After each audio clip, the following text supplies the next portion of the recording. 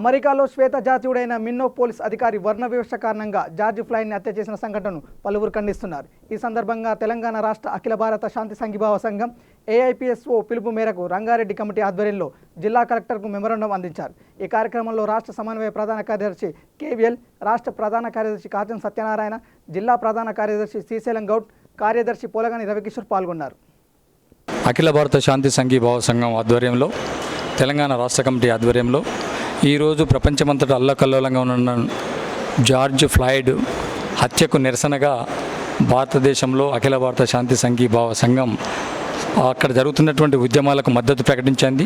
ఈ రాష్ట్రంలో కూడా ఇప్పటికే 6-7 జిల్లాలలో ఈ సమస్యకు జార్జ్ ఫ్లాయిడ్ హత్యను వర్ణ వివక్షతో హత్య చేసినటువంటి జార్జ్ ఫ్లాయిడ్ హత్యకు నిరసనగా మెమోరాండాలు ఇవ్వాలని చెప్పేసి, జార్జ్ ఫ్లాయిడ్కు న్యాయం జరగాలని చెప్పేసి, అమెరికాలో వర్ణ వివక్షత అంతం కొరకు అన్ని శ్వేత జాతి నల్ల జాతీయుల హక్కుల పరిరక్షణ కొరకు చర్యలు చేపట్టాలని చెప్పేసి, అమెరికాలో శాంతిని నెలకొల్పాలని చెప్పేసి AIPSO all India peace and solidarity organisation demand చేస్తూ ఉన్నది.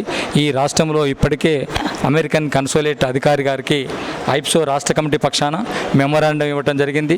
ఈ జిల్లాలో ఇప్పుడే ఇక్కడ రంగారెడ్డి జిల్లా కలెక్టర్ గారికి కూడా రంగారెడ్డి జిల్లా కమిటీ ఆధ్వర్యంలో రాష్ట్ర ప్రతినిధి వర్గం సమక్షంలో మెమోరాండాన్ని ఇవ్వటం జరిగింది. కలెక్టర్ గారు కూడా ఆ మెమోరాండం రిసీవ్ చేసుకోవడం జరిగింది.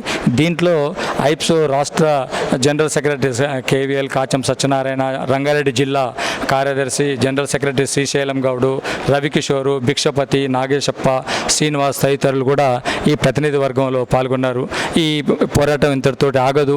ఇది వర్ణ వివక్షత అంతం అయ్యే వరకు, పౌర హక్కులు రక్షించబడేంత వరకు, అమెరికాలో శాంతి నెలకొల్పబడేంత వరకు కూడా ఐప్సో ఉద్యమం కొనసాగిస్తుంది.